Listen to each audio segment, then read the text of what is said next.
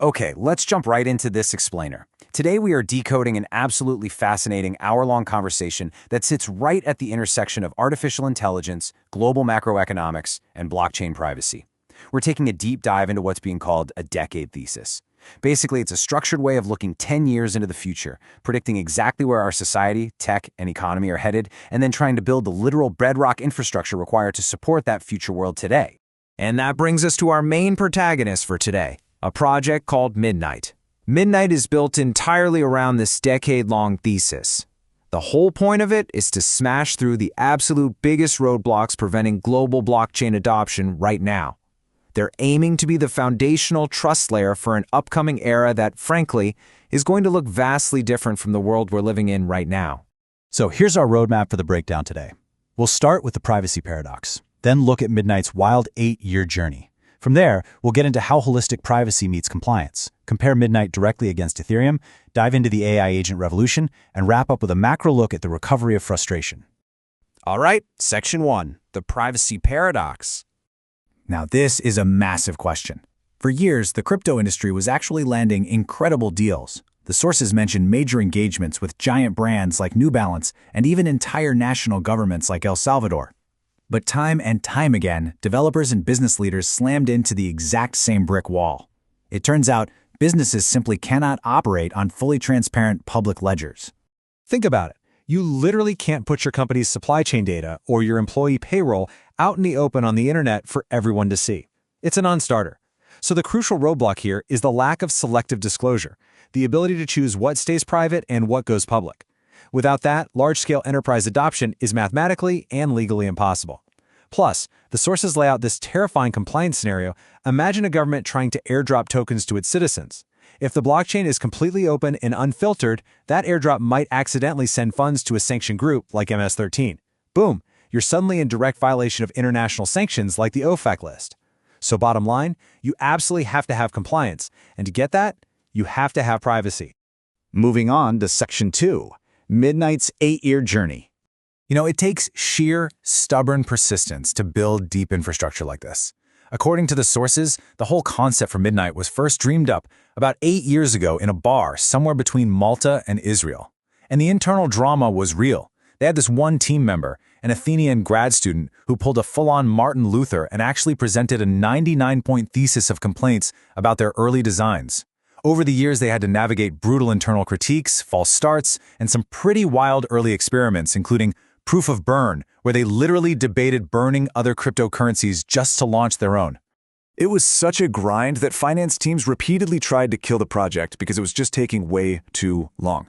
But here's the thing. The technology literally had to wait. As the slide says perfectly, sometimes society has to catch up to the movie you want to make.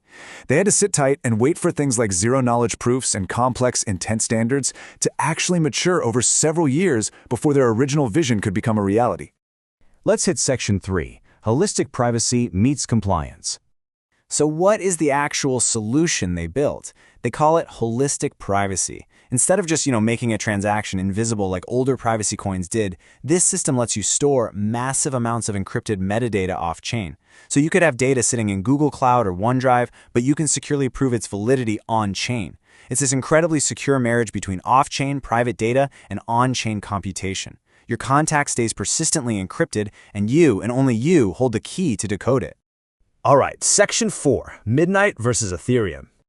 To really wrap our heads around this, the sources offer a super fascinating contrast with the biggest player in the space. Ethereum is busy building a highly efficient transaction machine. They're hyper-focused on correctness and scale using traditional hashes and rollups. Practically, that means users have to do all their heavy computation off-chain, prove it, and then settle it on Ethereum. Midnight is taking a totally different bet. They're betting the house on ubiquitous privacy from the ground up, utilizing something called lattice cryptography.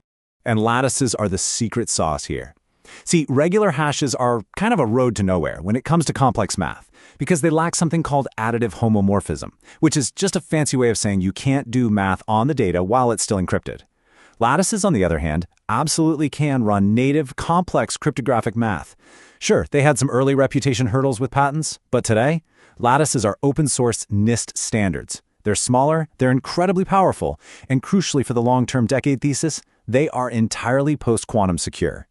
Which brings us to Section 5, the AI agent revolution. Fast forward with me to 2030. Look at this number on the screen, 31 billion. That is the number of parameters in Google's Gemma 4 model. What the sources are pointing out here is that this represents an absolute massive leap in efficiency. It's an open-source model that performs like a giant supercomputer model, and within 5 years, we are going to see this level of hyper-intelligent AI running entirely locally, right there in your pocket, directly on your phone. Because of this insane leap in intelligence, the Decade thesis predicts that by 2030, the primary users of decentralized finance won't even be human. Honestly, humans are going to stop manually trading because it'll just be too risky and complex to compete. Instead, we'll delegate our wealth to hyper-intelligent AI agents. Literally everything around you, from your smartphone to your refrigerator, is going to share computation in this decentralized mesh net. But to make that work, these autonomous agents are going to require the digital equivalent of power of attorney. So the real puzzle is, how on earth do we manage this new trust loop? You imbue an AI agent with financial authority, it goes out and interacts with a global network, and the underlying infrastructure has to strictly enforce your boundaries. If even one tiny element of your agent's transaction isn't fully encrypted, trust is instantly broken. That is precisely why the Midnight team is right now simulating these crazy, complex autonomous environments in a testbed they call Midnight City. And finally, Section 6, a recovery of frustration. Let's zoom out and look at the macro picture. The sources highlight how huge macroeconomic variables are actually what dictate the pace of all this tech adoption. Take oil, for example. The world consumes roughly 100 million barrels of oil a day, but geopolitical blockages, like, say, issues in the Strait of Hormuz, can create an immediate deficit of 10 to 13 million barrels. That is a massive shock, and it cascades, right? Plastics get more expensive, fuel in developing nations skyrockets, local economies shut down. It all trickles down into widespread, everyday economic frustration. Traditional markets are just incredibly vulnerable to these supply chain bottlenecks and political unpredictability. Because of that, the thesis argues that global instability will actively push international economies to look for lifeboats. They're going to seek out neutral, programmable financial harbors, places where real-world assets can be safely managed, completely walled off from local economic chaos. The sources sum this up perfectly. The next massive wave of crypto adoption, it's not going to be driven by people just looking to trade memes and get rich quick. It's going to be a recovery of frustration. Ultimately, the Decade thesis predicts that people are going to adopt these systems, kind of like what we're already seeing unfold with crypto in Argentina right now, because they literally have no other stable choice. Which brings us to the ultimate question for today. As we barrel toward this wild, hyper-intelligent future, take a second to really ask yourself, is the infrastructure you rely on today truly ready for tomorrow? Because when your devices are autonomous, executing trades and managing money on your behalf, having a secure, mathematically enforced trust layer isn't just a nice little bonus feature. It's a fundamental requirement for survival. Thanks so much for joining me on this explainer. Keep questioning the tech around you, and I'll catch you next time as we continue to decode the future.